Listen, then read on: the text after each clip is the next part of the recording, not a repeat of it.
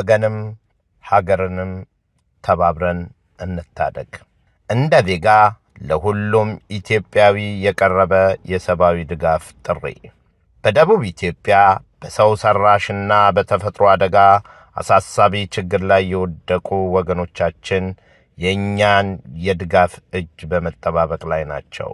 ለወገንና ለሀገር ተቆርቋሪ የሆነ ኢትዮጵያውያን ፈጥነን በመድረስ ካስከፊው ችግር እንድንታደጋቸው እንሆ ይህን አስቸኳይ የሰብአዊ ድጋፍ ጥሪ አቅርበናል። ሁሉም ወገን አቅሙ የፈቀደውን በመለገስ ወገኑን እንዲያተርፍ ጥሪያችን ነው።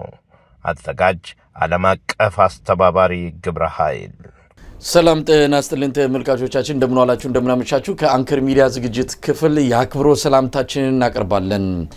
በአማራ ፋኖ ብሔራዊ ኃይል ምስራቅ አማራ ቀጠና ሚኒሊክ እዝ በትላንትናው ዕለት ከፍተኛ የሆነ ወታደራዊ ድል መገኘቱ ታውቋል።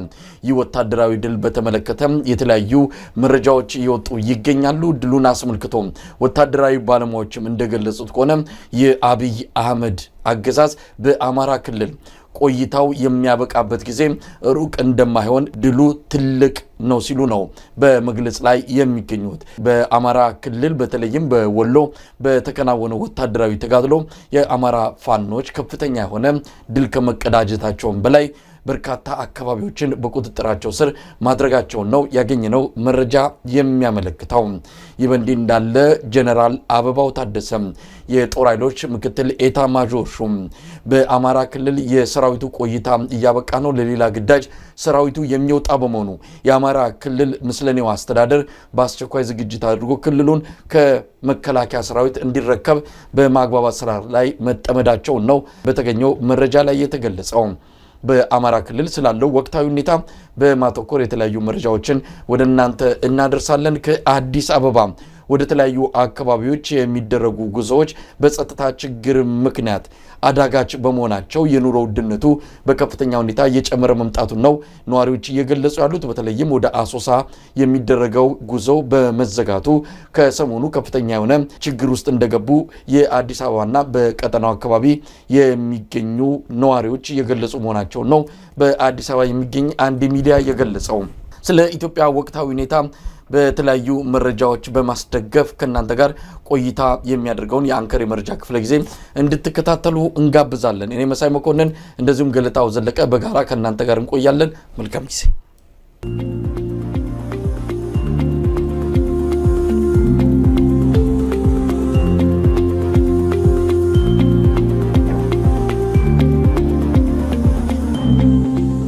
ጤና ይስጥልን ገለጣው።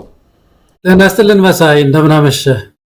እንደምን አለ። እንግዲህ በቶሎ ተገናኘን። ምክንያቱ ደግሞ የወሎ ድል እንዲሁ በቀላሉ የሚታለፍ አይደለም። ከቅርብ ጊዜ ከተደረጉ ወታደራዊ ተጋድሎዎች አንጻር ከፍተኛ ትኩረት ያገኘ የአገዛዙ ሰራዊትም በብዙ ኪሳራ እየደረሰበት እንደሆነም በተለያዩ መረጃዎች ማረጋገጥ በመቻሉ ነው። ከምንም በላይ በፎቶግራፍና በቪዲዮ ተደግፎ የወጣው መረጃ እንደሚያሳየው የአገዛዙ ሰራዊት የደረሰበት ኪሳራ በእውነት ለመናገር ከፍተኛ ነው ማለት የሚቻል ይመስለኛል። እንግዲህ ከዚህ በፊትም በተደጋጋሚ ወታደራዊ ባለሙያዎች እንደሚገልጹት ከሆነ የአብይ አህመድ ሰራዊት የአማራ ክልል ቆይታው ሊያበቃ የሚችለው ወይም ደግሞ ክልሉ ለቆ ሊወጣ የሚችለው ልክ ህወሓት የደርግ ሰራዊትን ሽሬ እንደ ስላሴ ላይ የመታበት አይነት ተጋድሎ፣ እንደዚሁም የኤርትራ ሰራዊት የሻዕቢያ ሰራዊት በአፋበት ላይ በቀድሞ ሰራዊት ላይ የተቀዳጀ ወታደራዊ ድል እንደነዚህ አይነት መሰል እንቅስቃሴዎች በአማራ ክልል የሚካሄድ ከሆነ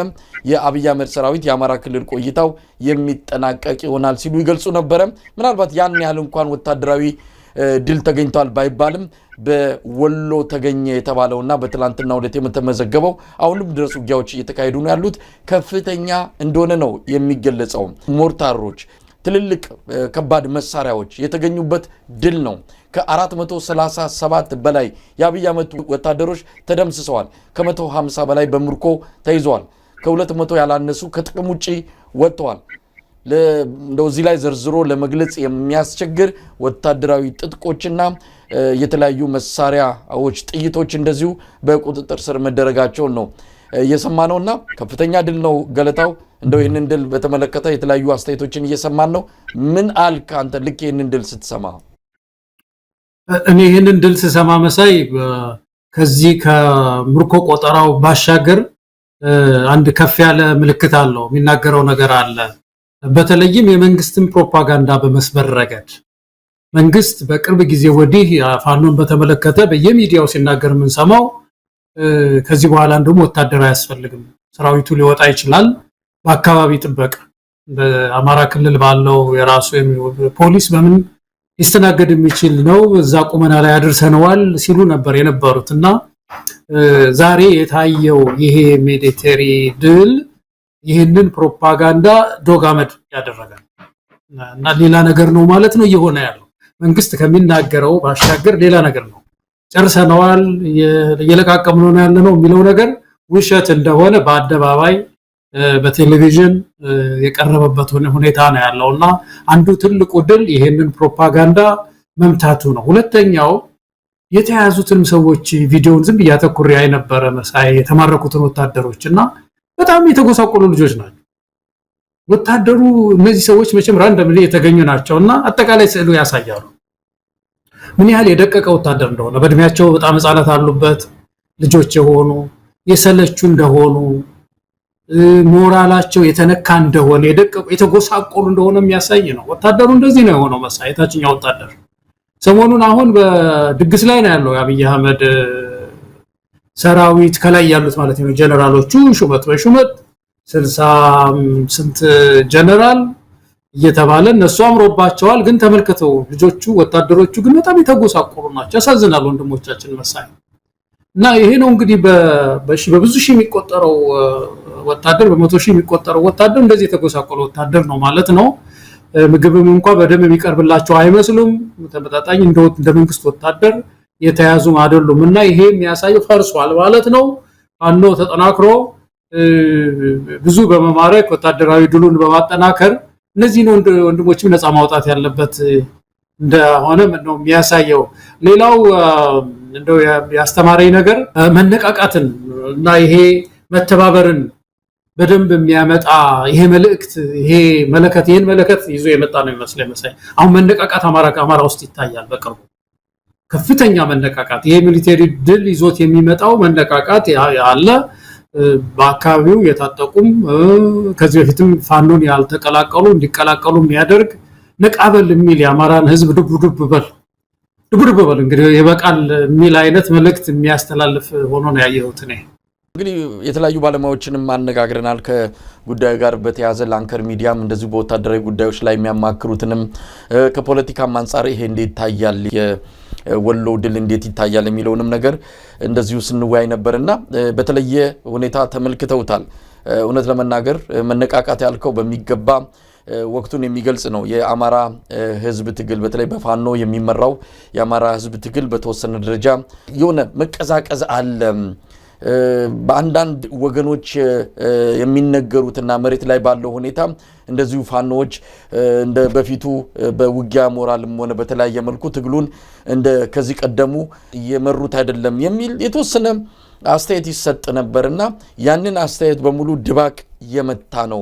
ፋኖዎች እኛ መቼም ከትግሉ ወደ ኋላ ያልንበት የቀዘቀዝንበት አንድም ጊዜ የለም። ስልጠና እየሰጠን የተለያዩ ስራዎችን ከውጊያ ባሻገር እየሰራን ስለሆነ እንጂ በውጊያ ረገድ ምንም የተቀዛቀዝንበት ወይም ደግሞ ወደ ኋላ ያልንበት የለም ብለው ይገልጻሉ። ለማንኛውም ይህ ስሜት ውስጣቸው የገባ የትግሉ ደጋፊዎች በሙሉ በሰሙት ድል በከፍተኛ ሁኔታ ነው የተነቃቁትና በአገዛዙ መንደር ጸጥ ረጭ ያለ ነገር ነው የምንሰማው። ስለዚህም ጉዳይ ማስተባበልም የለ። ምክንያቱም በቪዲዮ በፎቶ በማስረጃ ተደግፎ የመጣ ነው። ማስተባበልም የሚቻል ጉዳይ አይደለም። እንደሰማነው ከሆነ ከዚህ የበለጠ ወታደራዊ ድልም እየተጠበቀ ነው። በተለያዩ አካባቢዎች እዛው ቀጠና ላይ በተለይም 61ኛ ክፍለ ጦር የሚባለው ገና ብዙ ኃይሉን አሰማርቶ ያለበት መጨረሻው ያልታወቀ በመሆኑ ነገ ከነገ ወዲያ የምንሰማቸው ተጨማሪ ድሎች እንደሚኖሩ እንጠብቃለን። እንግዲህ በትላንትናው የመስከረም 14ቱ ድል 6 ሞርታር፣ 6 ዲሽቃ፣ 14 ብሬን፣ 9 ስናይፐር፣ 438 ክላሽ በውጊያው የተገደሉ ወይም ደግሞ ህይወታቸውን ያጡ የአብይ አህመድ ወታደሮች ቁጥር 471 ናቸው። የተማረኩ 175 ተተኳሽ 52600 ተተኳሾች ተገኝተዋል። ወታደራዊ ሬዲዮ 9 እንግዲህ ወታደራዊ ሬዲዮ እነማን ነው የሚይዙት? ወታደራዊ ሬዲዮ ዝም ብሎ ማንም ተራ ወታደር የሚይዘው አይደለም። ምናልባት በኮሎኔልና ከዛ በላይ ባሉ ሰዎች የሚያዝ ነውና እነዚህ 9 ሬዲዮኖችን የያዙት ወታደራዊ አዛዦች የት ገቡ የሚለውም ጥያቄ ተከትሎ የሚመጣው ነው። እንደዚሁ F1 የተባለ ቦምብ 148 ቁስለኛ አጠቃላይ 126 ነው። የሞርተር ቅንቡላ 37 አንድ ሲኖትራክ ሙሉ ወታደራዊ ቁሳቁስ ከነሬሽኑ የተያዘበት ወታደራዊ ድል ነው የተገኘው። በጣም ትልቅ ድል ነው። ተጨማሪ ነገሮች እየጠበቅን እንገኛለን። ይህንን እንግዲህ በፖለቲካም እንተርጉመው። እንግዲህ በአማራ ክልል የአብይ አህመድ አገዛዝ በተለይ ብልጽግና ፓርቲ ከፍተኛ የሆነ ቀውስ ውስጥ ነው ያለው። የፖለቲካ ቁመናው ተሰባብሯል። የትኛውም የአማራ ክልል እስከ ወረዳ ቀበሌ ድረስ የብልጽግና አገዛዝ መዋቅሩን ዘርግቶ እያስተዳደረ አይደለም። በዚሁ በወታደራዊ ኃይል በመከላከያ ሰራዊቱ የበላይነት ነው በተወሰነ ደረጃ እና አብይ አህመድ ነፍስ ኖራቸው አማራ ክልል የቀጠሉት። አሁን እንግዲህ በወታደራዊም በዚህ ደረጃ እየተመቱ ከሆነ ነገ ከነገ ወዲያ ሙሉ በሙሉ በወታደራዊም በፖለቲካውም የአብይ አህመድ አገዛዝ በአማራ ክልል ፈጽሞ ከጫውታ ውጭ የሚወጣበትና የፋኖች የበላይነት የሚረጋገጥበት ጊዜ ሩቅ አይደለም የሚል ነው። ገለታው እንደው ፖለቲካዊ ትርጉሙንም ሌሎች ነገሮችንም አንስተን የተወሰነ ሐሳብ እንሰጥበት። እንደው ስለ ፖለቲካ ስታነሳ መሳይ በተለይ ይሄን የአማራን ህዝብ ትግል በሚመለከት አንዳንድ ሰዎች ሊያጣጥሉት ሲሞክሩ ህዝቡ የሰላማዊ ትግል ምርጫው እንዳልሆነ ዝም ብሎ እንደው በከፋው ቁጥር እንደው ዝም ብሎ መሳሪያ አንስቶ የሚሮጥ ህዝብ አድርገው ለማቅረብ ሲሞክሩ ይከፋኛል መሳይ። እንዳንድ ኢትዮጵያዊም እንዳንድ የአካባቢውም ተወላጅ አሁን በአካባቢው በዛ ከጠቀስከው ከወሎ በተጨማሪ ወደ አንጾኪያ ገምዛ አካባቢም እንደዚሁ ከፍተኛ ምርኮና ያለው አሉ ዛሬ ሲሰማ አንጾኪያ ውስጥ ሰሜን ሸዋ ማለት ነው። እና ምንድነው ይሄ የሚያሳየው? የህብረተሰቡ የመዋጋት ፍላጎት ጨምሯል እዛ አካባቢ ያለው። የወታደሩ አካባቢ ደግሞ የአብይ አህመድ እየላሸቀ ነው የመጣው። አንዋጋ የሚለው መኮንኖቹም ብዙ ጊዜ ሰምተናል እኮ። ህዝቡ ደግሞ አማራ ህዝብ ደግሞ መዋጋት አለብኝ ነው። እና ይሄ የውጊያ ስሜት የመጣው ከብሶት ነው፣ ከብዙ በደል ነው። በእውነት ከብዙ በደል ነው። ስለ ትጥቅ ሲነሳ አሜሪካ ውስጥ አንድን አሜሪካዊ መሳይ አንተ መቼም ስለታውቀዋለህ ብዙ ጊዜ ስለኖርክ አንድን አሜሪካዊ ሁለተኛ አሜንድመንት ምንድነው ትለው ትጥቅ መያዝ ነው ይልሃል። ትጥቅ መያዝ ሁለተኛው አሜንድመንታችን ነው፣ በህገ መንግስት አሜንድመንት ማለት ነው። ለምንድነው ያ ሁለተኛው አሜንድመንት የጸደቀው ካልከው መጀመሪያ የሚናገረው አንድ አሜሪካዊ አምባገነን እንዳይመጣብን ነው። እንደዛ ነው እንትናቸው ፍልስፍናቸው እንደዛ ነው። ወታደር እኮ አላቸው እንደምታውቀው አይደለም። እዚህ ሀገር በየሌላቸው ሀገሮች የከተመ ጠንካራ ወታደር ያለው ህዝብ እኮ ግን የመጨረሻው ትጥቅ ህዝብ ላይ ነው ሆነ ያለበት ብሎ ያምናል። የመጨረሻው ትጥቅ አምባገነን መጥቶ ያንን ተቋም እንኳን ይዞ ሊያጠቃን ቢሞክር ታጥቀን እንመክታለን። ካልቸር ነው እዚህ ሀገር። እና ይህንን ካልቸር ዝም ብሎ አንድ ሰው የሆነ ቡድን ተነስቶ መንግስት ተነስቶ ብድግ አድርጎ ሊለውጠው አይችልም። ብዙ ምክክር ይጠይቃል እዚህ ሀገር የሁለተኛው አሜንድመንት ለመሻር። በአማራ ህዝብ ዘንድ መሳሪያ ባህል ነው መሳይ። እንደምታውቀው ሰው የተወለደ እንደሆነ እናት ባለቤቱ ከወለደችለት ከአራሱ ጎን መሳሪያ ያስቀምጣል። የኛ ሀገር ህዝብ ለቅሶ ቢሆን ተሸክሞ ነው የሚሄደው፣ ሰርግ ቢሆን ተሸክሞ ነው የሚሄደው። ለበዓሉ ድምቀት ለአካባቢው ክብር የሚጠቀሙበትም ነው። ዝም ብሎ መግደያ ብቻ አይደለም። እና ከዛ አንፃር የአንድን ባህልም ማንቋሸሽ በእውነት በጣም አሳዛኝ ነው እንዳንድ ምሁር ማለት ነው። ዞሮ ግን የዚህ ህዝብ ትግል አሁን የያዘው ጀስቲፋይድ ነው ለማለት ነው። ያንን ያነሳሁት የዚህን ሀገር ህግ ያነሳሁት አንድ ህዝብ ሲከፋው መጨረሻ ላይ ይህን እርምጃ ቢወስድ ተፈጥሯዊ ነው። ለዚህ ደግሞ ወደዚህ ትግል ውስጥ እንዲገባ የወሰደው ራሱ መንግስት ነው። በሰላማዊ መንገድ ጥያቄ ጠይቋል። የጎንደር ህዝብ ይሄ የመጨረሻው ሰልፋችን ነው፣ አንተ ሰውዬ እየጠየቅንህ ነው ያለው አልሰማህም? ዝም ብለን መፈክር ይዘን ስንወጣ ግን አንኖር፣ መመለስ አለበት ጥያቄያችን ብሎ ነው የጎንደር ወጣት ወደ ትጥቅ የገባው። ስለዚህ ይሄ ፖለቲካዊ እንትኑ ሂደቱ ኢቮሉሽኑን የጠብቆ የመጣ የትግል እንትን ነው፣ ምርጫ ነው። ፍሬውም እየታየ ነው። ለጧፍ የነደደ በደንብ እየበራ ነው ያለው እና እኔም በአንድ በኩል የሚያስተምረኝ ይሄንን ነው መሳይ ያደር እየተደራጀ አሁን የትላንት ወድን መደራጀትን ነው ዝም ብሎ በለስ ቀናኝ የለም በወታደር እንትን ውስጥ ወይም ሎተሪ ወጣልኝ እድሌ ነው አይባልም የደንበኛ ስራ ውጤት ነው ብዙ ማሰብ ስትራቴጂን ይጠይቃል ጥንካሬን ይጠይቃል መውጣት መውረድን ይሰ ስልጣናን ይጠይቃል ይሄን ሁሉ አርገው ነው ይሄንን ከባድ ውጤት ያስመዘገቡ ገለታው በትክክል ምናልባት በቀጣይ ቀናት ውስጥ ይሄ ከፍተኛ ወታደራዊ ድል እንዴት ተገኘ የሚለውን የወታደሩን ጉዳይ ይህንን ድል ከጀርባ እቅድ ወታደራዊ ጉዳዮችን በተመለከተ አቅደው አስልተው እርምጃ እንዲወሰድ ያደረጉ የአማራ ፋኖ ብሔራዊ ኃይል የምስራቅ አማራ ቀጠና ሚኒሊክ እዝ አመራሮች ነገ ታሪኩን በደንብ እንደሚነግሩን ተስፋ አደርጋለን የምናቆን ያልን እናውቃለን እውነት ለመናገር ከፍተኛ ጥበብ የተሞላበት የትኛው በር ተዘግቶ መፈናፈኛ ያሳጥቶ እንደ አይነት ወታደራዊ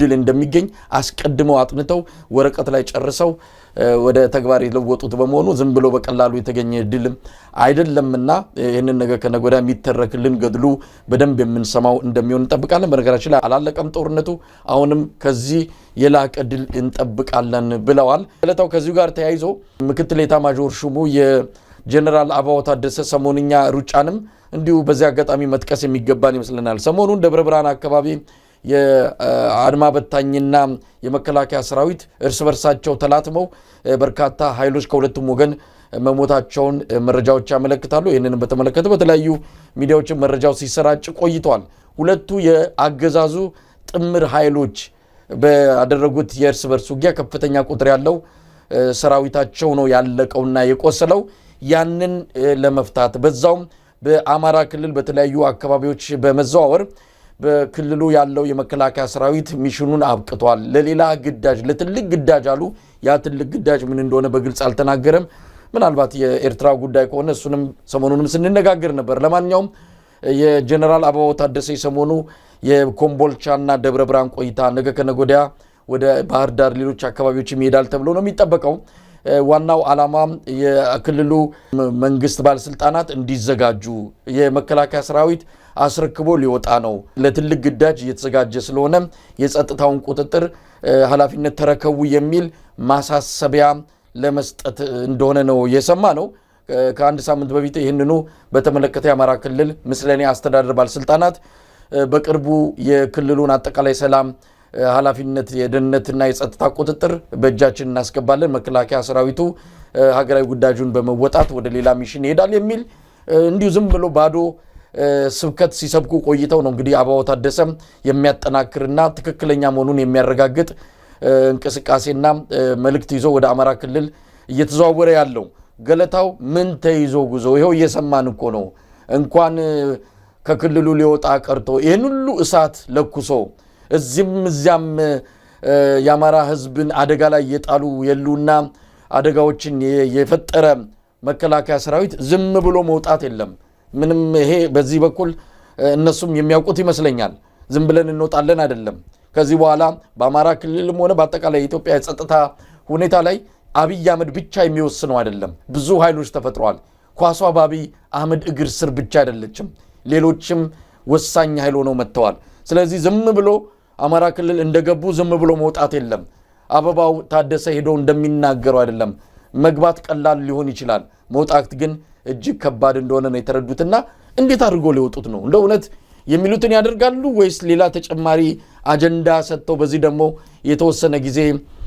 እንደው ጊዜያችንን እንዲወስድ ተፈልጎ ነው ገለታው እንደው መሳይ በዚህ በአማራ ክልል ውስጥ ያለው ካልኩሌሽን ባለፈው ያንስተን ነበር አንድ ግራ ያጋባቸው ነገር አለ አማራ ክልል ውስጥ በተለይ ዝም ብሎ ክልሉን ለፋኖ መልቀቅ የአማራ ህዝብ ጥያቄ በክልሉ ብቻ የሚቆም አይሆንም በተለይም ምክር ቤቱ ከፈረሰ የክልሉ ምክር ቤት ማለት ነው ከፈረሰ ተወካዮች ምክር ቤት ያለውን ሙክልና ማንሳቱ አይቀርም የተወካዮች ምክር ቤት ውክልና ከተነሳ 138 ወንበር ከተነሳ በሀገሪቱ ህግ መሰረት ብልጽግና አብላጫ የመንግስት መመስረቻ ወንበር የለውም ማለት ነው ስለዚህ መንግስት ይፈርሳል ማለት ነው የፌደራል መንግስቱም ይፈርሳል ማለት ነው አማራ ሙሉ ድምጹን ካነሳ እንደ ትግራይ አይደለም ነው ስለዚህ ይሄ ፖለቲካ ጨዋታ አንድ ትልቅ ችግር የፈጠረባቸው ነው ክልሉን ትተው ላለመውጣት ማለት ነው።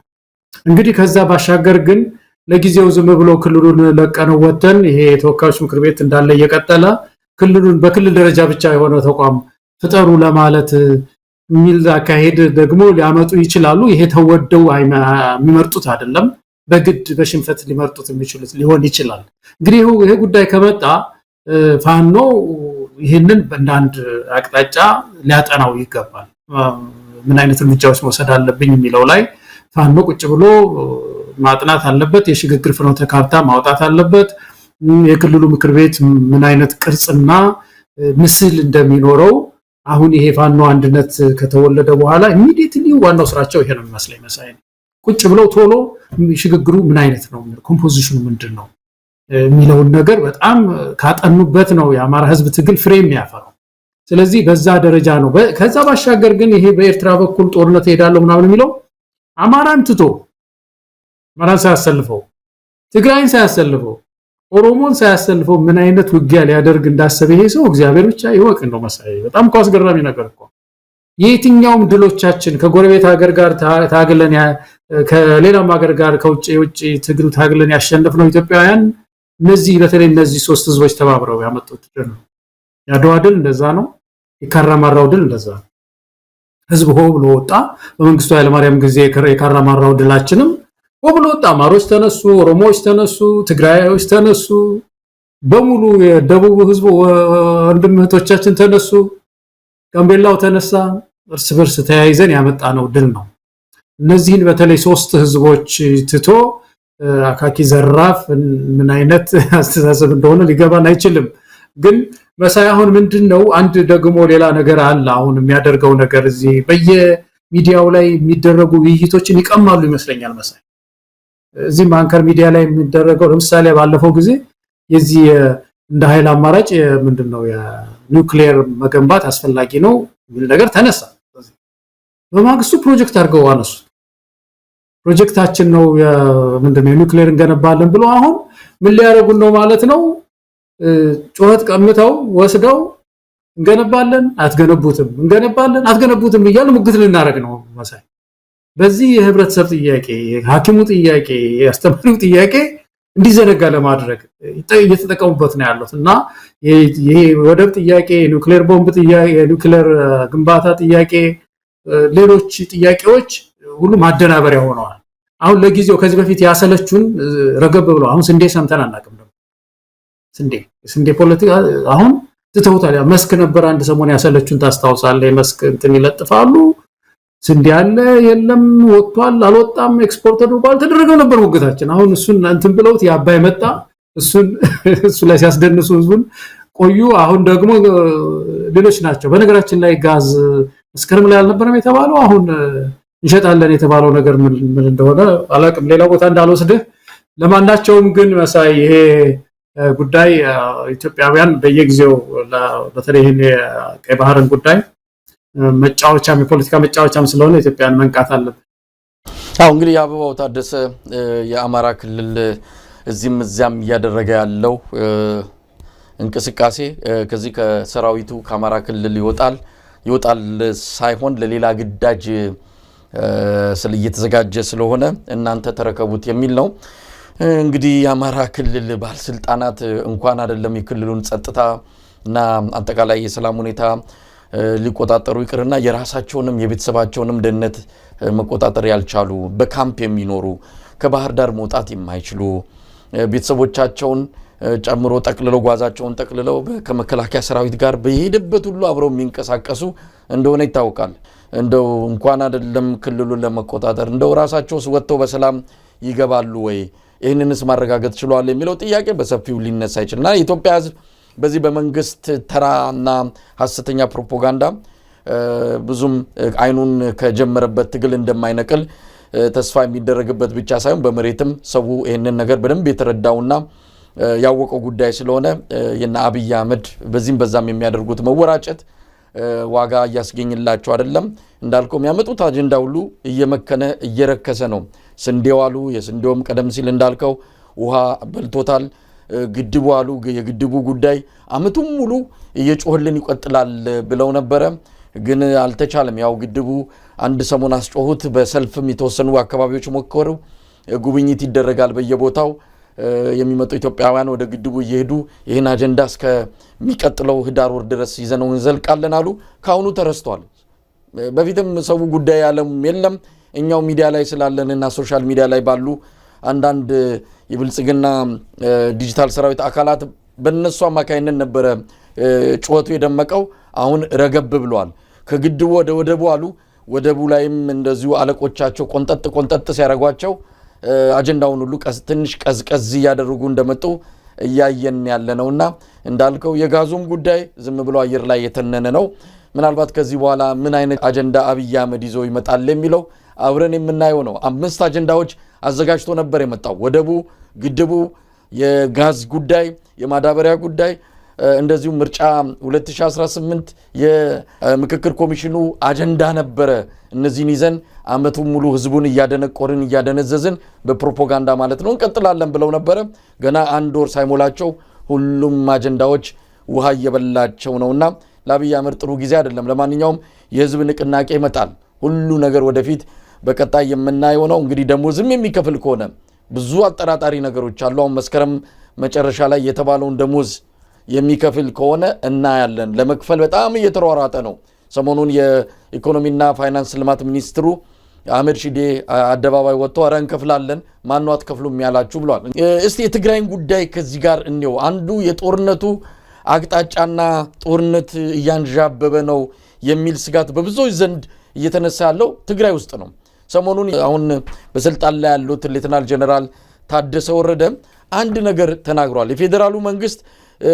በትግራይ ሌላ ዙር ጦርነት ለመክፈት ዝግጅት እያደረገ ይገኛል ብለው የገለጹበት መግለጫቸው በዓለም አቀፍ የሚዲያ ተቋማትም ጭምር ትኩረት አግኝቷል አብይ አህመድ ጦርነት ሊከፍትብን ነው ብለው ሌተናል ጀነራሉ ተናግረዋል ከዚህ ሌላ አንድ ነገርም አንስተዋል መጅሊሱን በተመለከተ በትግራይ ያለው ነው ኢትዮጵያ ኦርቶዶክስ ተዋሕዶ ጉዳይንም በተመለከተ ማንንም አይነካቸውም ሲሉ የገለጹት ሌተናል ጀነራል ታደሰ ወረደ ሃይማኖትንና መንግስትን ቀላቅለው አሻፈረኝ ይያሉ ነው ለማንኛውም የትግራይ ሁኔታም የአብይ አህመድ የአስተዳደር ክሽፈት የታየበት ቀጠና ነው ማለት እንችላለንና እስቲ በዚህ በታደሰ ወረደ ሰሞንኛ ቃለ መጠይቅ ላይ ምን ማለት ይቻላል መሳይ ከፈቀድክልኝ አንዲት ደቂቃ ብቻ ስለዚህ ስለ አንተ ባልከው ላይ ወደቡ ላይ ልጨምርና ወደ ትግራይ ብሄድ ከፈቀድክልኝ የዚህ ወደብ ጉዳይ አንድ ባለስልጣን ሲናገሩ በቀደም ምን ይሉልሃል መሰለህ ቢያንስ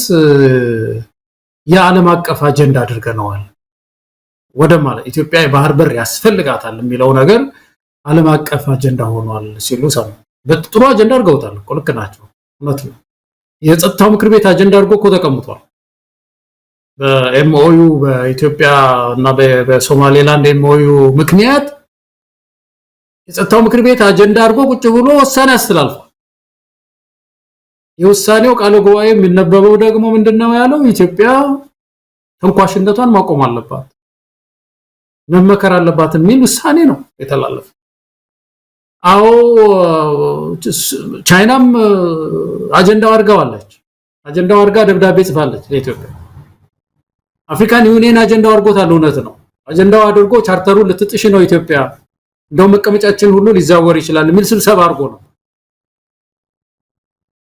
ሌሎች አሜሪካም አጀንዳው አድርጋው ደብዳቤ ጽፋለችና እንዴት ነው የሚያስቡት እነዚህ ሰዎች እንደው ለኢትዮጵያ ህዝብ ይሄንን የባህር በር ጥያቄያችንን ዓለም እንዲያውቀው አድርገናል ሲሉ ምንድን ይያሉ ነው የሚለው ነገር በጣም ይገርመኝ ይሄ የተመዘገበው ውጤት ይሄ ነው የምናውቀው እንግዲህ በጣም ያሳዝናል በእውነት ያሳዝናል እኔ እንደው ይሄን አልለፈው ብዬ ነው መሳይ በዚህ ነው ገለታው ምናልባት የሌተናል ጀነራል ታደሰ ወረደን መግለጫ ለጊዜው ላቆየው ምክንያቱም ወደቡን ካነሳናቀር ከወደብ ጋር የተያዘም የለቱ አንዱ አጀንዳችን ስላለ በዛው የኔን አጀንዳ ተመልክተን ወደ ሌተናል ጀነራል ታደሰ ጉዳይ እንመጣለን የሶማሊያው ፕሬዝዳንት ለቢቢሲ ፎከስ ኦን አፍሪካ የሰጡት ቃለ መጠይቅ አለ ከወደቡ ጋር ስለሚያያዝ ነው እንግዲህ አብይ አህመድ የኢትዮጵያን ህዝብ በዚህ ቀይ ባህርን እናመጣለን አሰብን እንመልሳለን የሚል አጀንዳ ፈጥሮ ካርታ ሁሉ በባለስልጣናቱ ደረጃ የሚያዝ በተለያዩ የአብይ አህመድ ሚኒስቴር መስሪያ ቤቶች ግድግዳ ላይ ሁሉ ኤርትራ አሰብ ወደብ ያለበትን ካርታ ሁሉ እስከ መስቀል የደረሱበት ሁኔታ አለ። ለማንኛውም ይህን አጀንዳ ለኢትዮጵያ ህዝብ ሰጥተውና ያጫጫሁ ከጎን ግን ከሶማሊያ ጋር እየተደራደሩ እንደሆነ ደግሞ ሰምተናል። የሶማሊያው ፕሬዝዳንት ሐሰን ሼክ መሐመድ ለቢቢሲ ፎከስ ኦን አፍሪካ የሰጡት ቃለ መጠይቅ ላይ ከኢትዮጵያ ጋር እየተደራደሩ ነው፣ ኢትዮጵያ የወደብ አገልግሎት እንድታገኝ ወደብ በኪራይ ልንሰጣት እየተነጋገርን ነው አሉ። ለምንድን ነው ይህንን የማይገልጹት? ስለዚህ ወደቡ በኃይል የሚመጣ ከኤርትራ ወይስ እነሱ ከጀርባ በደንብ እየሰሩ ያሉት ከሶማሊያ ጋር ወደብ በኪራይ ለማግኘት ነው? እንደገለጹት ከሆነ እሳቸው እየሰራንበት ነው። እንደውም ሌላም አጀንዳ አንስተዋል። ኢትዮጵያና ግብጽ በሶማሊያ ግዛት ውስጥ ሊዋጉ ጥይት ሊታኮሱ አንፈቅድላቸውም የሚልም ነገር አንስተዋል። ምናልባት የግብጽን ወደ ሶማሊያ ሰራዊቷን ማስገባት ተከትሎ ያለውንም አጀንዳ በተመለከተ የመንግስታቸውን አቋም ግልጽ ለማድረግ ይመስላል። በትክክልም በአደባባይ ይህን ሊናገሩ ይችላሉ። ከጀርባ ያለውን ነገር ግን የምናውቀው አይደለም። ብዙ ነገር እየሰማን ነው። ለማንኛውም ከወደቡ ጋር በተያዘ ከዚህ በፊት ጅቡቲ ለአብይ አህመድ አገዛዝ አቅርበናል፣ ታጁራን ወደብ በጋራ እንድናስተዳድር ጥያቄ አቅርበናል፣ እንደዚሁም ፍላጎታችንን አሳይተናል ብለው የአብይ አህመድ አገዛዝ ጀርባውን ነው የሰጠው። አሁን ከሶማሊያ መንግስት ጋር ግን እየተደራደረ መሆኑን እሳቸው ነግረውናል። አብይ አህመድ በኩል በይፋ የተገለጸ ነገር የለም፣ ማስተባበያም ማረጋገጫም አልሰጠም። ምንድነው እየሆነ ያለው? ብዙ ቦታ ላይ ድብብቆሽ ነው ያለው። ታዲያ ለምን ከኤርትራ ጋር እንዲህ አይነት ፍጥጫ ውስጥ መግባት አስፈለገ? ከጅቡቲ ጋር እንዲህ አይነት ድርድር ውስጥ ከተገባ የወደብ ጥያቄ ከሆነ መሆንም ያለበት በዲፕሎማሲም በተለያየ መንገድ በድርድርና በንግግር እንደሆነ እየታመነ ከሶማሊያ ጋር ድርድር ከኤርትራ ጋር ሲሆን ግን ዘራፍ የሚባልበት ምክንያት የሚገባ አይደለምና እስቲ ይህን እንዴት አየኸው?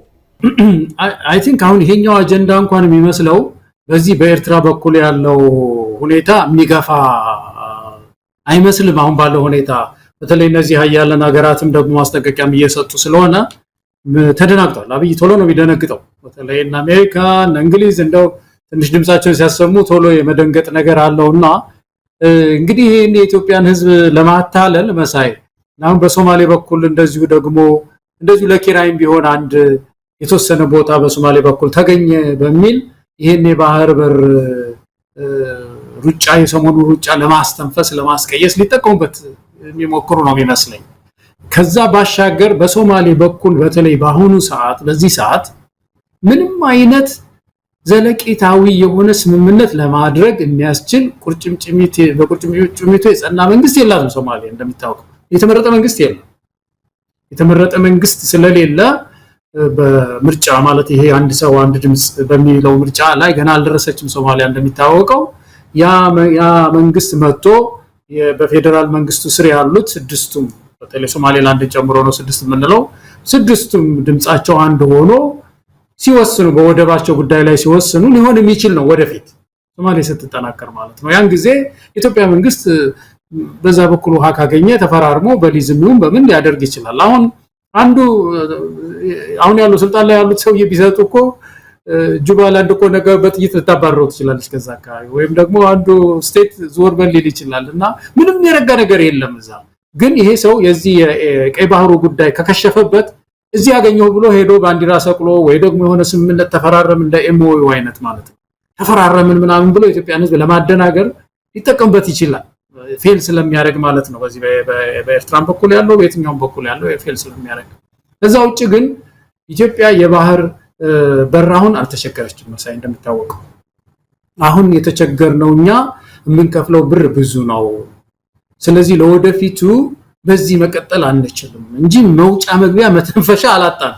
እጃችንን ስመው በጅቡቲ ይሁን በኤርትራም ጋር ሰላም ብንሆን ኖሮ በሶማሊያ በኩል በሶማሌላንድ በኩል በኬንያ በኩል ሞምባሳ እንደውም አንድ ጊዜ መርከብ እያስነዳችሁ እኮ ኬንያ የኢትዮጵያ ባንዲራ ያለበት መርከብ እንዲሸራሸር አድርጋ ተጠቀሙበት እኮ ብላለች እኮ። እና ገንዘብ እኮ ነው ቢዝነስ እኮ ይሰጡናል። ምን ችግር አለው? እሱ የኦነርሺፕ ጥያቄ ሌላ ጉዳይ ነው። እሱ በከፍተኛ ዲፕሎማሲ የሚፈታ ነውና አሁን ያለው ሁኔታ መሳይ ማደናገሪያ ነው። አብይ አህመድ የባህር ጥያቄያችንን በጣም አወሳስቦታል። በጣም ገለታው እንደው የሶማሊያው ፕሬዝዳንት ሐሰን ሼህ መሐመድ የሆነ የአሸናፊነት ግርማ ሞገስ ተላብሰው ነው እንግዲህ ቀደም ሲል አንተ እንዳልከው ማዕከላዊ መንግስት የሌላት በዚህም በዛም ተበጣጥቃ ያለች ሀገር እንኳን የዲፕሎማሲ ድሉ የሰጣት ሞገስ አለ። በዛ ሞገስ ተጠቅመው ነው እንግዲህ ፎከሶን አፍሪካ ላይ በቢቢሲ ቀርበው ሲናገሩ የሆነ ሙሉ እምነት ኖሯቸው ነው ሲናገሩ የነበሩት።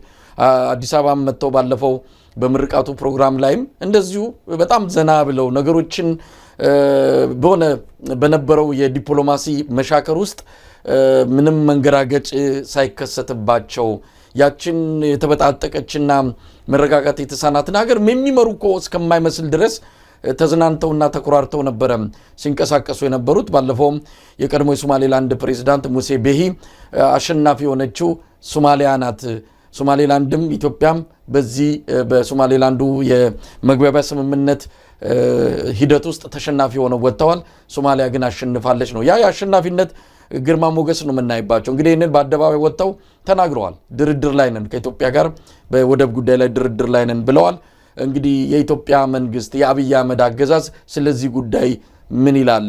ይህንን የሚያጫጫውንና የሚያራግበውን የሁለቱ ሀገራት የኤርትራና ኢትዮጵያንን ግንኙነት በከፍተኛ ደረጃ እያሻከረ ያለውን በቀጠናውም እንደዚሁ ትኩሳቱን እንዲጨምር ያደረገውን የዚህ የወደብ ምንድነው ሉጋም ያጣ ግልቢያን ወደዚህ ረገብ አድርገው ትክክለኛ የሆነውን እያደረጉ ያሉትን ነገር በትክክል ገልጸው ቀጠናውን ማረጋጋት ቢችሉ አንድ ነገር ነው።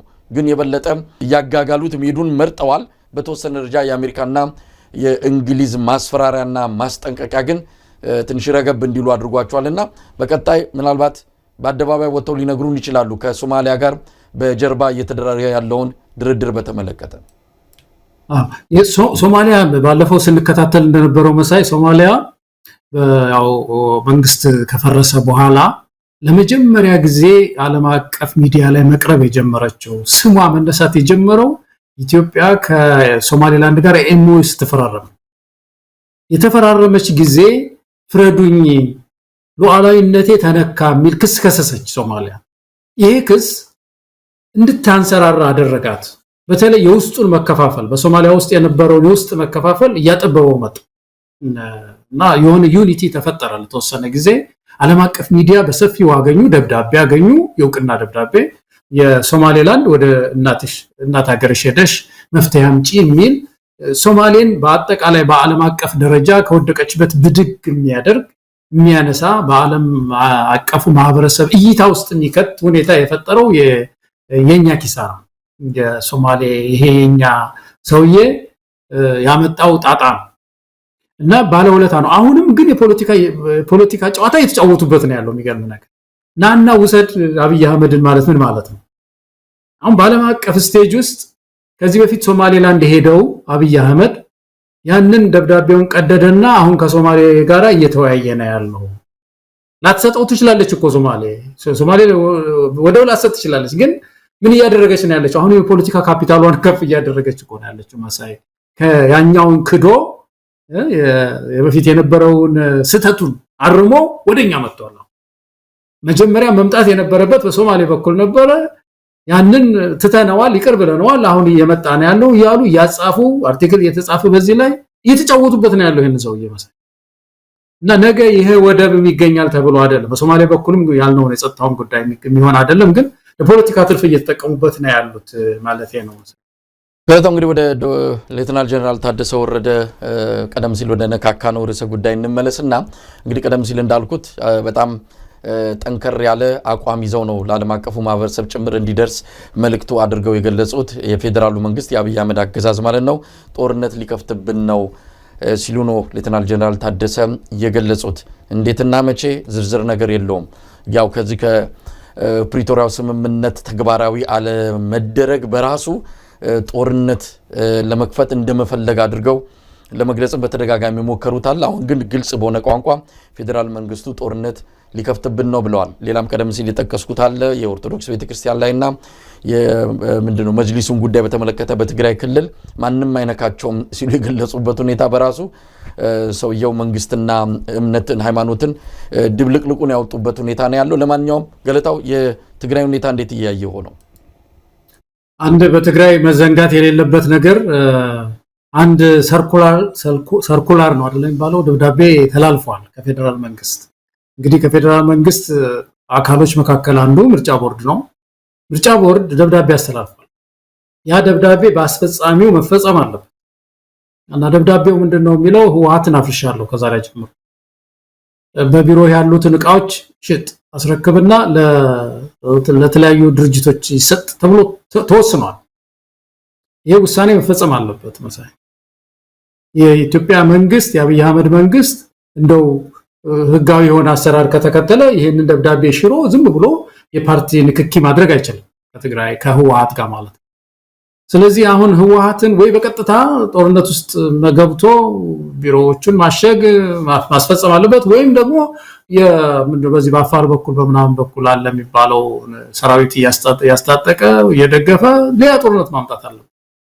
ስለዚህ ከዚህ የሚያመልጥ ነገር ወደፊት ይመጣል ብሎ ማሰብ ትግራይ ውስጥ ከባድ ነው። እኔ እንደዛ ነው የማይመስል። ሌላ የፖለቲካ ሶሉሽን ሊመጣ አይችልም።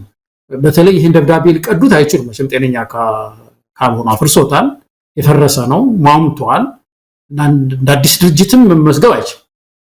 በኢትዮጵያ ህግ መሰረት አሁን እንደገና ደግሞ ስህተቴን አርሜያለሁ ለመዝገብ ማለትም አይችልም። የወጣው ትዕዛዝ እቃው ሁሉ ወንበር ሁሉ ተሸጦ ለተለያዩ ድርጅቶች እንትን መባል አለበት ነው የሚለውና ይሄ መዘንጋት የለበትም። ይሄ አንድ የሆነ ግጭት ቀን የሚጠብቅ ቦምብ ነው ማለት ነው። የሆነ ጊዜ ሊፈነዳ የሚችል ቦምብ ነው ማለት ነው ትግራይ ላይ ያለው በፌደራል መንግስትና በዚህ መንግስት። በሌላ በኩል ግን ትግራይ ውስጥ ያለው ውስጥ ፖለቲካ ያየው እንደሆነ ደግሞ እንደ ሁሉ ጊዜ እንደምንከታተለው የተሻለ ነገር አልመጣም፣ ለውጥ አልመጣም። ታደሰ ደግሞ በጣም ኦፖርቹኒስት ናቸው። የሆነ ወደ አጋደለው ናቸው፣ ወደ አዘነበለው ናቸውና ህወሓት አየል ብለው ሲያሉ ከሱ ጋር ጥብቅ ብለው ከህወሓት ጋር የሚሰሩ ሰው ናቸው። ሌላ ነገር ከመጣ ደግሞ ህወሓትን የሚነቅፉ አይነት ሰው ናቸውና አሁን የተዋጡ ነው የሚመስሉት በህወሓት። ስለዚህ አሁን የህወሓትን አጀንዳም እንትን እያደረጉ ነው ያለው። በተለይ አሁን ሃይማኖት ውስጥ የገቡበት ሁኔታ ያየን እንደሆነ በጣም አሳሳቢ ነገር ነው። አሁን መጅሊስም ይሁን ሲኖዶስም ይሁን ምንድነው የሃይማኖት ሉዓላዊነታችንን የሚነካ ከሆነ በዚህ አንስማማም ይላሉ። በመሰረቱ እኚህ ሰው ማወቅ ያለባቸው በተለይ በኢትዮጵያ ኦርቶዶክስ እኔ በዚህ በሙስሊሙ አላቅም በርግጥ ግን ይመስለኛል ተመሳሳይ ይመስለኛል። በኢትዮጵያ ኦርቶዶክስ ውስጥ ሉዓላዊነት የሚባል ይሄ የሀገር ሉዓላዊነት አለ። ቤተክርስቲያን ግን ዓለም አቀፍ ናት። እንደውም እኮ ሲቲዝን ነን የሚሉት የሰማያዊ ዜጋ ነን ነው እኮ የሚሉት ምዕመናን፣ ሰማያዊ ዜጎች ነን። እዚህ ባንግላዴሽ ያለውም ኦርቶዶክስ ይሁን ሌላም ሀገር ያለው ኦርቶዶክስ ተያይዘን መንግስተ ሰማይ ነው የምንገባው፣ ሰማያዊ ዜጎች ነን ነው የሚሉት። በቤተክርስቲያን በኩል ያለው ጉዳያቸው አገር ዘለል ነው ሌላው ቀርቶ እና ይሄንን ልክ እንደ ፖለቲካ መጫወቻ አድርጎ ሉዓላዊነት የሚያስብል ቋንቋው ራሱ ትክክል አይደለም ማለት ነው። እኔ እንደው ይሄን ነው የተረዳሁት። በትክክል እንደ ስጋት ይሁን በትክክል መሬት ላይ ባለ የተለያዩ ሁኔታዎች ተነስተው ፌደራል መንግስቱ ሊወረን ነው ብለው የተናገሩበት ሁኔታ ትንሽ ግራ የሚያጋባ ነው። እንዲሁ ዝም ብለው አጀንዳውን አንስተው የዓለም አቀፉ ማህበረሰብ ትኩረት ለማግኘት ያደረጉት ወይስ መሬት ላይ የሚታይ የሚጨበጥ የፌደራል መንግስቱ የአብይ አህመድ አገዛዝ ጦርነት ለመክፈት እያደረገ ያለውን እንቅስቃሴ አግኝተው ነው ወይስ ምንድነው? አንዳንድ ጊዜ ፖለቲከኞችን አታምናቸውም። የሚደረገውን የፖለቲካ ጨዋታ በደንብ ካልተረዳው በስተቀር የሚያነሷቸው አጀንዳዎች በሙሉ መሬት ላይ የሌሉ አንዱን ለዋጋ ለማሳጣት የሚያደርጉት ነጥብ ለማስቆጠር የሚያደርጉት ነው ብለህ ትወስዳለህ። በትክክል አሁን አብይ አህመድ ትግራይ ላይ ጦርነት ይከፍታል ለምን ብሎ እንዴት ብሎ ምን አቅም አለ? ብዙ ነገር የሚነሱ ነገሮች አሉ። በአሁን ሰዓት ባለው ሁኔታ አብይ አህመድ አንድ ጥይት ወደ ትግራይም ሆነ ወደ ኤርትራ ለመተኮስ የሚያስችል የወታደራዊ አቅም ከዲፕሎማሲ አንፃር የሚነሱ ብዙ ነገሮች አሉና ምን አግኝተው ነው ሌተናል ጀነራል ታደሰ በዚህ ደረጃ አቋም ይዘው መግለጫ እየሰጡት? ወይስ የፕሪቶሪያው ስምምነት እንዲከበር እንዲጠበቅ በዚህ መንገድ መምጣቱ ያለ ምንም ትኩረት ለማግኘት የሚመቸን የምናረጋግጠውም ይህንን አጀንዳ አንስተን ፌደራል መንግስቱ ሊወረን ነው ብለን ካስጮህ ነው ትኩረት እናገኛለን ብለው ካልሆነ በስተቀር በትክክል መሬት ላይ እንዲህ አይነት የአብይ አህመድ እንቅስቃሴ አለ ብለን መውሰድ እንችላለን? እኔ እኮ መሳይ መዘንጋት የሌለብን ነገር መዘንጋት የሌለብን ነገር አንደኛ የዚህ የፕሪቶሪያ ስምምነት እኮ ፈረሰ እኮ። እንዴ በምን ቋንቋ ነው ፈረሰ መባል ያለበት? አንደኛ ህወሓት ሲፈርስ አንዱ ሆልደር አንዱ ተፈራራሚ ህወሓት ነው እዛ ውስጥ እና ህወሓት ፈርሶ የፕሪቶሪያ ስምምነት በህይወት አለ ማለት እኮ አይቻልም። ዝም ብሎ አሁን በኢትዮጵያ መንግስት በኩል በአብይ በኩል ስሙም አይነሳም። አሁን ፕሪቶሪያ ስምምነት የሚባለው ፈርሶ ከህወሓት መፍረስ በኋላ ማለት ነው። ምርጫ ቦርድ አፍርሻለሁ ካለው በኋላ አይነሳም። የፕሪቶሪያ ስምምነት ፈርሷል፣ እሱ የለም የሚይዘው አካል ስለሌለ ማለት ነው። ግን ከዛ በኋላ አሁን ተከታዩ ነገር የዚህ የጦርነት ስጋት አለ ወይ እንደው በይሁንታ ሊሆን ይችላል ወይ የሚል ግምገማ ውስጥ ከገባን አው ጦርነት ውስጥ ሊከት የሚችል ትልቅ ምክንያት አለ። ይሄ ትልቅ ምክንያት ምንድነው? የትግራይ እና የፌደራል መንግስቱ ይሄ በህይወት እስካለ ድረስ ማለት ነው አብይ አህመድ ፌደራል መንግስቱ በህይወት እስካለ ድረስ ከትግራይ ጋር የሚያደርገው ኮሙኒኬሽን ተበላሽቷል። በምን ምክንያት ተበላሽቷል? ህወሓት ትጥቅም አልፈታም፣ ድርጅቴንም በምርጫ ቦርድ ውሳኔ መሰረት አላስረክብም፣ ቢሮዬንም አልዘጋም፣ ስብሰባም አላቆምም፣ መዋጮም መሰበስባለሁ ብሎ ነው የቀጠለው። ይሄ ጉዳይ ረጅም ጊዜ አይቆይም። የሆነ መፍትሄ መፈለግ አለበት። የፖለቲካ መፍትሄ የለውም። የፖለቲካ መፍትሄ እንዳይኖረው አድርገው አወሳስበውታል።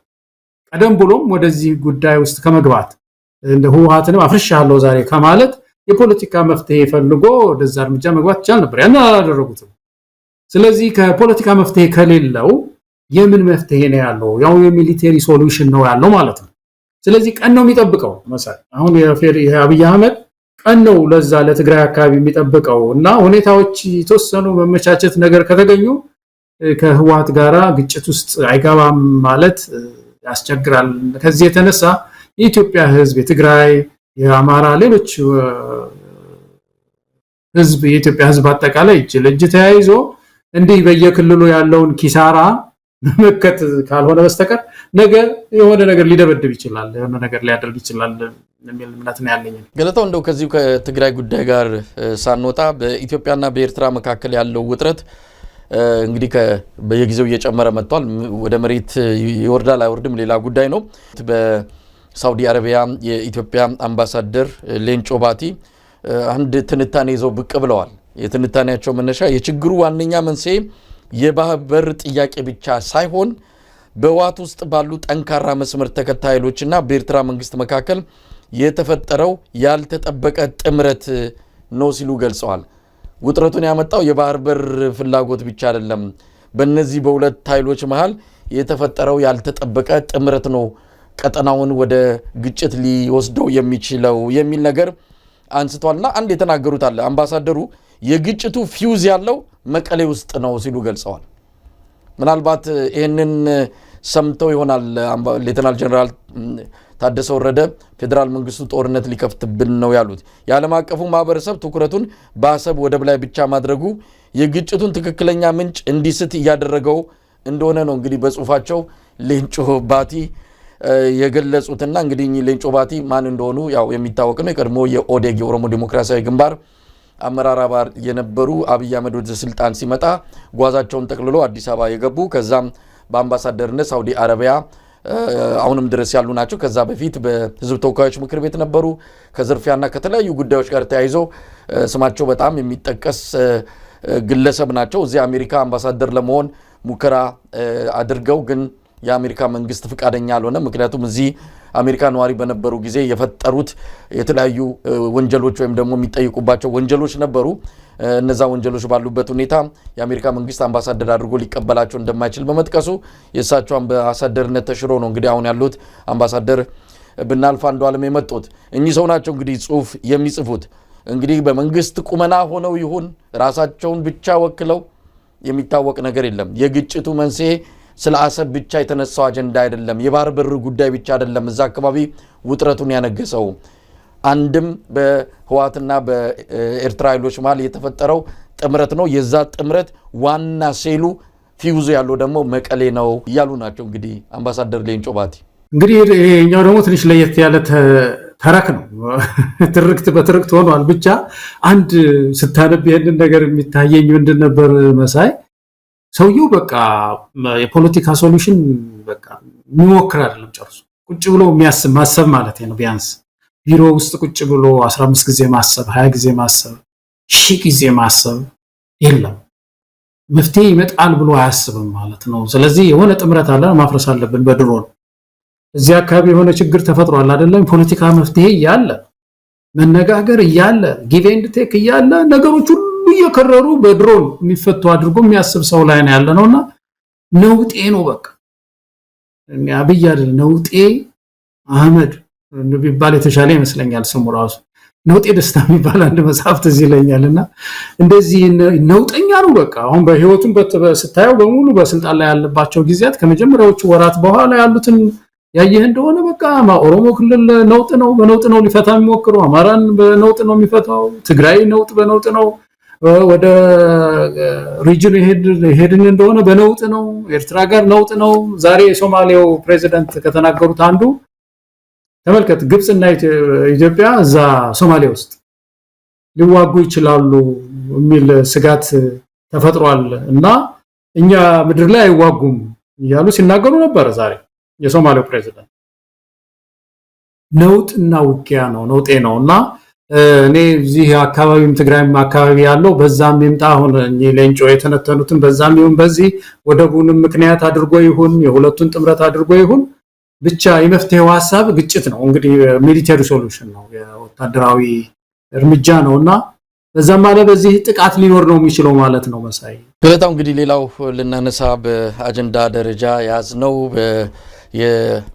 በኦሮሚያ ክልል ባለው የጸጥታ ችግር ምክንያት ከአዲስ አበባ ጋር የሚያገናኘው መንገድ በመዘጋቱ የኑሮ ውድነት እየተባባሰ መምጣቱን በተመለከተ ነዋሪዎች ያቀረቡ ያሉት ቅሬታ ወይም ደግሞ ብሶት ምሬት እንደሆነ ነው አዲስ ማለዳ የተሰኘ በኢትዮጵያ ውስጥ የሚሰራጭ ሚዲያ ዘገባ የሰራው በኦሮሚያ ክልል ባለው የጸጥታ ችግር ምክንያት ከአዲስ አበባ አሶሳ ያለው የትራንስፖርት አገልግሎት በመዘጋቱ የኑሮ ውድነቱ ከጊዜ ወደ ጊዜ እየተባባሰ በመምጣቱ በቤኒሻንጉል ጉሙዝ ክልል የመንጌ ከተማ ነዋሪዎች ገልጸዋል። ይሄ ችግር እንደው ዝም ብለን በአንድ አካባቢ ያለ አድርገንም መውሰድ የምንችለው አይደለም። በመላ ኢትዮጵያ ያለ ችግር ነው። በተለይ አዲስ አበባ ከተለያዩ አካባቢዎች ምርት የሚገባባት አዲስ አበባ ህዝብ እኮ እየተሰቃየ ነው። ብዙ ምርቶች በመግባት በተወሰነ ደረጃ ከሌላው አካባቢ ሊለይ እንደው ትንሽ ፎይታ አገኘ ልልን እንችላለን። ግን ደግሞ የጸጥታው ችግር ምርት እንዳይገባ ብዙ ነገሮች እንዳይደርሰው እየተደረገ ነው። እንግዲህ ይህንን መፍታት ያልቻለው አብይ አህመድ ነው። የኢትዮጵያ አጠቃላይ ሁኔታ ተሻሽሏል፣ ብልጽግና በእጃችን ልንጨብጥ ከጫፍ ደርሰናል እያለ ትርክት ዲስኩሩን እያሰማ የሚገኘው እንግዲህ በአዲስ አበባ በአራቱ አቅጣጫ ባለው ሁኔታ መንግስት ምንድነው አፉን ሞልቶ የሚናገረው ሰላም የለም። ሰላም ርቋል። አሁን እንግዲህ አሶሳው መንገድ ተዘግቷል። ይሄ ስለመዘጋቱ ራሱ በግልጽ በይፋ የታወቀ ነገር የለም፣ ተዘግቷል። ወደ አፋር የሚወስደው መንገድ በተደጋጋሚ የሹፌሮች ድምጽ የሚለውን የማህበራዊ ሚዲያ ገጽ ብትመለከት በዛ አካባቢ በዛ ቀጠና መመላለስ እጅግ አደገኛ ነው። ብዙዎቹም ይመርጡት አይደለም። ያም መንገድ ብዙ ጊዜ ሲዘጋ ነበር። የደሴው መስመር ብዙ ጊዜ ይዘጋል። አብዛኛው ከአዲስ አበባ ወደ ሰሜን በተለይ ወደ ሰሜን የሚሄዱ መስመሮች በመዘጋት ነው የሚታወቁትና እውነት ለመናገር የነዋሪዎቹ ቅሬታ የቤኒሻንጉል ጉሙዝ ብቻ ሳይሆን የአብዛኛው የኢትዮጵያ ሕዝብ ቅሬታ ነው። በዚህ ምክንያት ሰላም በማጣት ምክንያት ኑሮ ተወዷል። ኑሮ ብዙ ምክንያቶች ሊቀርብበት ይችላል። ውድነቱን በተመለከተ ግን ከሰላም ጋር የተያያዘውንም በዚህ አጋጣሚ መነሳት ያለበት ይመስለኛል። ገለታው በትክክል ነው መሳይ። ይሄ የቆየ ችግር ነው ተደጋጋሚም ስለሆነ አሁን ዋና ጤፍ አምራች የሚባለው ጎጃም አካባቢ ከዛ አካባቢ በሰላም ችግር ምክንያት የጉዞ መስተጓጎል ስላለ አዲስ አበባ ውስጥ ጤፍ ከሚገባው በላይ ጨምሮ ነው የምናየው። አንዱ የምርት ማነስም ብቻም ሳይሆን የጉዞ መስተጓጎል አዲስ አበባ ህዝብ ላይ የሚያመጣው ጣጣ ተመልከተው። ይሄ በጣም አሳሳቢ ነገር ነው። በአሶሳም አካባቢ እንደዚሁ የሚመረቱ ምርቶች ወደ አዲስ አበባ ሄዱም አዲስ አበባም አካባቢ ያሉ ምርቶች ደግሞ እነዚህ ፋብሪካ ውጤቶች እንደ መድኃኒትም ለሆስፒታል የሚሆን መድኃኒት ማለት ነው እንግዲህ መሄድ አይችልም። ዋናው ትልቁ ነገር የኢትዮጵያ ህዝብ ሁሉ ጊዜ እንደው አጥብቆ ሊይዘው የሚገባው ነገር የጦርነት በሮች ከተከፈቱ የሰላም በሮች ሁሉ ጊዜ ዝግ ናቸው። ሁለቱም ልክ አብረው ሊሰሩ አይችሉም። የሰላም በር ከተዘጋ ደግሞ ንግድ መሳለጥ የለም ማለት እኮ ካፒታልና የሰው ኃይል እንደፈለጋቸው መንቀሳቀስ አይችሉም። እነሱ ካልተነቃቁ ገበያ ካልተነቃቃ ደግሞ ረሃብ ይመጣል። በተለይ ይሄ አዲስ አበባ ያመርት እንደምታውቀው ጤፍ አይዘራ፣ ገብስ አይዘራ፣ ስንዴ አይዘራ። የሱ ድርሻ ሌላ ነው። የአዲስ አበባ ህዝብ ድርሻ ሌላ ነው። ያንን ድርሻውን እየተወጣ ነው። ነገር ግን ሌላ አካባቢ ተመርተው የሚመጡ የፍራፍሬ ምርቶች አሁን ባለፈው የሰማነው የሙዝ እና የተለያዩ አትክልት ምርቶች ከአርባ ምንጭ አካባቢ ስንት ችግር አለባቸው አሉ ሲያመጡ መሰለ። በየቦታው እየተጉላላ ይበላሻል አሉ መንገድ ላይ። ዝም ብሎ አቆሟቸዋል። 2 ቀን ያሳድሯቸዋል፣ 3 ቀን ያሳድሯቸዋል። ሙዙን ይዘው ይበሰብሳል፣ ይቀልጣል። እንደዚህ አይነት ችግር እኮ እየተፈጠረ ነው ያለውና እኔ የአዲስ አበባ ህዝብ ይሄ ነው አንዱ አካላችን ሲታመም ኢትዮጵያ ውስጥ ሌላው በቀጥታ የተያያዘናል። ገጠሩ ሲታመም ከተማው ይታመማል። ስለዚህ ተያይዘን ስርዓት የመደርመስ ስራ ካልሰራን መሳይ ይሄ ነገር መቀጠሉ አይቀርም። ነገም ይሄንኑ ነው የምንሰራው። ገለታው የኑሮ ውድነቱን በተመለከተ ተያያዥነት አለው። ያው ከሰላም ጋር የሚገናኝ ነው። ምናልባት ሰላም ከሌለ ብዙ ነገር ሊናጋ እንደሚችል ይታወቃል። የኑሮ ውድነቱን እና በብዙ ጊዜ በባለስልጣናትም ሲገልጹት የነበረው ይሄ የሰላሙን ጉዳይ ሌሎች ነገሮችን መንካት አይፈልጉም። ያው ሄደው የነበረውን የኮቪድ ጊዜ ሆን ብለው ከዛ ጋር ያገናኙታል። በዓለም አቀፍ ደረጃ የጨመረውን የነዳጅ ሁኔታ አጠቃላይ በዓለም ደረጃ ኑሮ ውድነት መከሰት ጀምሯል። እኛ የተለየ ደሴት ላይ አይደለም ያለ ነው። በዓለም በተለያዩ አካባቢዎች የሚከሰቱ ነገሮች በአንድም ይሁን በሌላ ተጽዕኖ ይፈጥሩብናል። እነዚህ ምክንያቶች ይደረደራሉ ለኑሮ ውድነት እና ለሌሎች ችግሮች። ግን ሰላሙ በጣም መሰረታዊ ነው፣ በጣም ወሳኝ ነው። አሁን ይሄው በደንብ እያየን ነው። ባለፈው ነጋዴዎች ማህበር እንዲሁ ስብሰባ ተሰብስበው ሰላም ባለመኖሩ ምክንያት ተዘዋውረን መነገድ አልቻልንም፣ መንቀሳቀስ አልቻልንም። ድሮ ከደቡብ ወደ ሰሜን በአራቱም አቅጣጫ እንደፈለግን ስናደርግ የነበረው እንትን አሁን ቆሟል። በዚህ ምክንያት ከፍተኛ ችግር ውስጥ እንገኛለን ብለዋል። የኢትዮጵያ ሆቴል ባለንብረቶች ማህበር በሰላሙ እጦት ምክንያት ሰዎች መጓጓዝ ስላልቻሉ የሆቴል አገልግሎት ቀንሶብን አሁን እዳ እንኳን መክፈል አልቻልንም፣ ሰራተኛ በከፍተኛ ቁጥር ቀንሰናል ብለው ሮሮ ያሰሙት በቅርብ ነው። ችለው መጨረሻ ላይ አፈንድተውታል። ስለዚህ የሰላሙ እጦት ብዙ ነገሮችን እያናጋ ነው። እና ቢግም መስማት አይፈልጉም። አሁንም ተቆጣጥረናል ነው። ሰሞኑንም የፌዴራል ፖሊስ ኮሚሽነሩ ወጥተው የተናገሩት ይህንኑ ነው። ስለዚህ ከእውነታው እየሸሹ መጨረሻ ላይ ያው የማይቀረው ነገር ሲመጣም ምን እንደሚፈጠር እንግዲህ አብረን የምናየውናል። ገለታው እኔ እንደው ስለ ሰላም ሲነሳ ሁሉ ጊዜ የማይረሳኝ የአሜሪካው አምባሳደር ትዊተር ገጻቸው ላይ የጻፉት ነገር ነው። የቀድሞ የአሜሪካ ፕሬዚዳንት አምባሳደር ኢትዮጵያ እኔ እዛ በነበርኩበት ጊዜ ከቤንሻንጉል እስከ ጋምቤላ ከብዙ ሀገርና ብዙ አካባቢ ነው የጠቀሱት ያለ ጠባቂ ነዳ ነበራሉ እና ሰላምሽ ይመለስ ይላሉ መጨረሻ ላይ። ሰላም ጥያቄያችን እንኳን አልነበረም። ጥያቄያችን የነበረው እኮ የነበረ ትግል ያሁሉ ጩኸታችን እኮ ኔጌቲቭ ሰላም ነው ያለው። የዲሞክራሲ ጥያቄ አለብን። ጋዜጠኛ እየታሰረ ነው ያለው። የእኩልነት ጥያቄ ችግር አለብን። የፌደራል ስርዓቱም ልክ አይደለም። ኢትዮጵያን የዘር ፖለቲካ አይመጥናትም የሚል ጥያቄ እኮ ነበር እንጂ እንደዚህ ዋልጌ ሰው ዝም ብሎ አውቶቡስ ይዞ ሄዶ ጠፍቶ በስልክ የኔ ያህል ብር ተቀበል ብሎ በባንክ እያስተላለፈ ምናምን አይታሰብም። እና ባለፈው ከጃዋር ጋር ያወራችሁት ነገር ነው። ይሄ ሰውዬ ሁለት ነገር ነው ያጣው መሰለኝ። አብይ አህመድ ዲክቴተርም መሆን አልቻለም፣ አምባገነን ዲሞክራሲያዊ መሆን አልቻለም። ዲሞክራሲያዊ አንድ ጊዜ ሲናገር ምን አለ? እናንተ ሰዎች አትግፉን፣ የዲሞክራሲ ጥራቶቻችንን አትግፉን፣ አምባገነን እንሆናለን አለ። ሊሆን እኮ አይችልም አምባገነን መሰለኝ። አምባገነን ለመሆን እኮ እንደ ህወሓት ጠንካራ ሴኩሪቲ መገንባት እኮ ያስፈልጋል። ጸጥ አድርጎ የሚይዝ ማለት እኮ ነው። አሁን ብዙ ጊዜ ህወሓትን ማናማው በማኔጅመንት ማኔጅ ማድረግ ይችላል።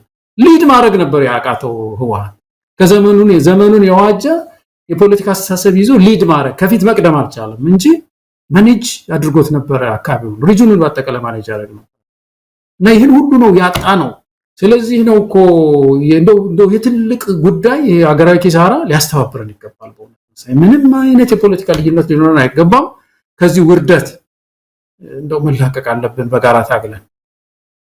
ገለታው እንደው የመጨረሻው ርዕሰ ጉዳያችን አዲስ ባይሆንም ሰሞኑን ስናነሳው የነበረው አብይ አህመድ የመጽሐፍ ምረቃና በአሁን ሰዓት አስገዳጅ የሆነው የመጽሐፉ ሽያጭን የተመለከተ ነው። ብዙ ነገር አንስተንበታል፣ ግን አስገራሚ ነገሮችም እየሰማን ነው። አስገዳጅነቱ በመላው ኢትዮጵያ እየሆነ ይገኛል። አንድ ደብዳቤም ሲዘዋወር እንደዚሁ ያየነው ነው። የንግድ ባንክ ሰራተኞች የወልዲያ አካባቢ የንግድ ባንክ የዛ ቀጠና ኃላፊዎች የጻፉት ደብዳቤ ነው። ሰራተኛው በሙሉ ፍላጎት ስላሳየ በቁጥር ጠቅሰው መጽሐፍ አቅርቦት እንዲኖር አድርጉልን የሚል ደብዳቤ የተጻፈበት በየቦታው እንደው ጉሮሮ አንቀው መቀነት ፈተው ከደሞዝ ላይ አስገድደው መጽሐፉ እንዲሸጥ እያደረጉ ይገኛሉና ይሄን ላይ በተመለከተ እንደው አንዳንድ አስተያየቶችን እንስጥበት። እንዳልኩት ቀደም ሲል አዲስ አጀንዳ ባይሆንም አንድ ወዳጃችን የታየ ደንዳ ጠበቃ አበራ ንጉስ በማህበራዊ ሚዲያ ላይ አንድ ጽሁፍ አጋርቶ ነበረ። እሱ ጽሁፍ የተመለከተም ነገር ብናነሳ ጥሩ ነው። ጥሩ ማነጻጸሪያ አድርጎ ነው ያመጣልንና ያንን መመልከቱ የተሻለ ነው። ምክንያቱም አብይ አህመድ ያለበትን ሁኔታም በግልጽ ስለሚያሳየን ነው። አበራ ንጉስ በማህበራዊ ሚዲያ ላይ ያስተላለፈው መልእክት በ2006 ዓ.ም የቀድሞ የብሔራዊ ደህንነት ምክትል ዳይሬክተር አቶ ወልደስላሴ ወልደ ሚካኤል በእስር በነበሩበት ወቅት ቀርቦባቸው ከነበሩት የሙስና ክሶች አንዱ በሳቸው ተጽፎ ለገበያ የቀረበው መጽሐፍ ስልጣናቸውን ተጠቅመው ተገቢ ያልሆነ ተጽዕኖ በመፍጠር መጽሐፉ ለመንግስት ሰራተኞችና በመንግስት መዋቅር እንዲሸጥ በማድረግ ተገቢ ያልሆነ ጥቅም አግኝተዋል የሚል ነው ክሱ ነው የተከሰሱበት።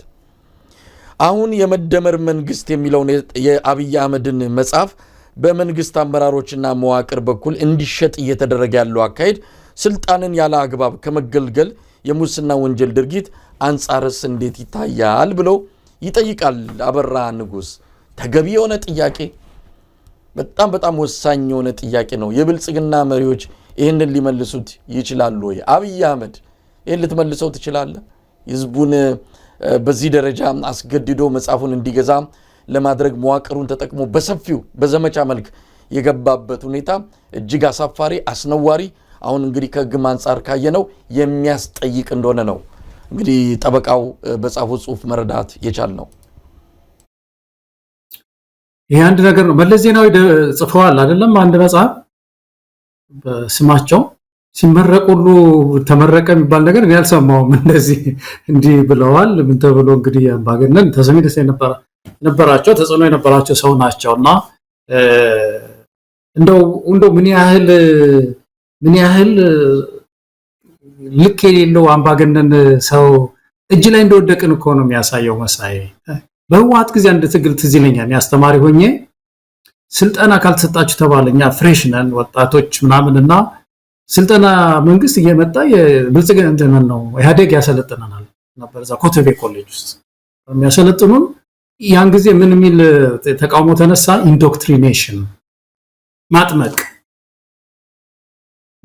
ያጠምቁናል እኛ ማንፈልገውን ማለት ነው። እንግዲህ የፓርቲ ዶክመንት እኮ ነው፣ አብዮታዊ ዲሞክራሲ ነው ያጠምቁን እና እኛ መጠመቅ የለብንም ነው ትግሉ። የመምህራን ትግል የነበረው እንዴት አንድ ፓርቲ አቋሙን በግድ ያሰለጥናል?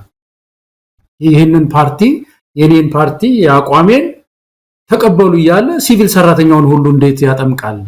አብዮታዊ ዲሞክራሲ ተጠመቁ ለምን ይላል ነው ትግሉ። ይሄ ነበር መሳይ ታስታውስ፣ እናንተም ስትጮህበት የነበረው ማለት ነው። መጠመቅ አለባቸው አብዮታዊ ዲሞክራሲ። ያኮ የፓርቲ አቋም እኮ አብዮታዊ ዲሞክራሲ የሚባለው በኢህአዴግ ውስጥ ተፈጭቶ ተበልቶ ምን ተብሎ እነሱ እንግዲህ ብዙ ሰው አልገባውም ተባለ። እንደው የሆነም ሆኖ ግን የፓርቲ አቋም ነው። የመለስ ዜናዊ አቋም አይደለም፣ የፓርቲ አቋም።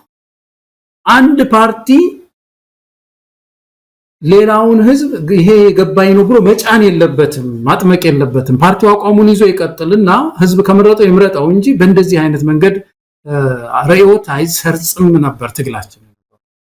አሁን እኮ ፓርቲ አይደለም እኮ አንድ ግለሰብ መጽሐፍ፣ የአብይ አህመድ መጽሐፍ ኢንዶክትሪኔሽን ማለት ያለምንም ክሪቲሲዝም ዋጥ ማለት የተሰጠ ተቀበል ማለት መመርመር የሚባል ነገር የለም። ኢንዶክትሪኔሽን ማለት ልክ እንደ ቅዱሳን መጽሐፍት መቀበል ማለት እና አሁን አንድ ሰው የጻፈውን በግድ ተቀበሉ የሚለው እንግዲህ ከድርጅት አንድ ግለሰብ ላይ ወርደን መሳይ ተመልከቱ። ዘልም ያ ኢንዶክትሪኔሽን ያ ቤታዊ ዲሞክራሲ ኢንዶክትሪኔሽን መጥምቅ እናንተ ዘጥቶበት ይሳት ላይ ነበር። ዛሬ አንድ ሰው የጻፈው መጽሐፍ በየባንኩ በየሚሊተሪ ቤቱ ስንት መኮንኖች ፈርመዋል ስንት እየተባለ ነው ያለውና ይሄ በጣም ያሳዝነኛል። አንደኛው ይሄ ነው በጣም የሚያሳዝነኝ ምን ያህል እንዴት እንደወደቅን የሚያሳይ። ሁለተኛው መሳይ በምድሪቱ ውስጥ እኮ ብዙ የተጻፉ መጽሐፎች አሉ። እንግዲህ የግለሰብ ጉዳይ ከተነሳ ብዙ ሰዎች ጥሩ ጽሁፍ ጽፈው አይቻለሁኝ። ጥሩ መጽሐፍት ተጽፈዋል። ለኢትዮጵያ የሚጠቅሙ መጽሐፍት ተጽፈዋል። በዚህ በማንነት ዙሪያ የጻፉ ሰዎች አሁን ስም ባልጠቅስ አሉ። በኢትዮጵያ ኢኮኖሚ ላይ በጣም ጥሩ ሪሰርቾች ተሰርተዋል። ጥናቶች፣ ምርምሮች ተሰርተዋል። ይሄ የአብይ አህመድ መጽሐፍ አንደኛ ስለወጣ ነው ማለት ነው እንደዚህ በመንግስት መዋቅር ሁሉ የሚሸጠው ሚኒስትሮች፣ የወረዳ፣ የቀበሌ፣ የዞን ባለስልጣን ሁሉ እንደዚህ የያዘ ፎቶ የሚነሳበት በምድሪቱ ውስጥ ያለ አንደኛ መጽሐፍ ስለሆነ ነው ወይስ ምንድነው? በይዘቱ በቅርጹ በምኑ ነው ተመርጦ ነው እንዲሁ ከዚህ ሁሉ መጽሐፍ ተመርጦ ለባንኮች ሁሉ 1600 መጽሐፍኛ ጋር እንፈልጋለን የሚያስብል እንደዚህ የሚያስሮጣቸው ምንድነው ነውና ኢትዮጵያን መጠየቅ አለብን። በእውነት ወርደን የድርጅት ኢንዶክትሪኔሽን ስንቃወም የነበርን ሰዎች አንድ ግለሰብ ዝም ብሎ ይሄንን ዋጡ ሲል በዚህ ደረጃ አምባገነን አንቀበልም የሚል ማህበረሰብ መፈጠር ያለበት ይመስለኛል። መሳይ ገለታው እንግዲህ በተለያዩ ርዕሰ ጉዳዮች ላይ ቆይታ ያደረግነው የዛሬው የአንከር የመረጃ ክፍለ ጊዜ የተከታተልነውን ያህል ይመስላል። በጣም ነው ማመሰግንህ። እኔም እጅግ በጣም አመሰግናለሁ መሳይ። መልካም ምሽት ይሁን።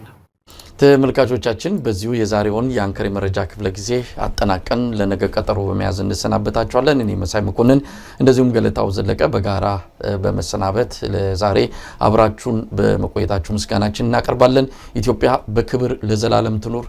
ጤና ይስጥልን።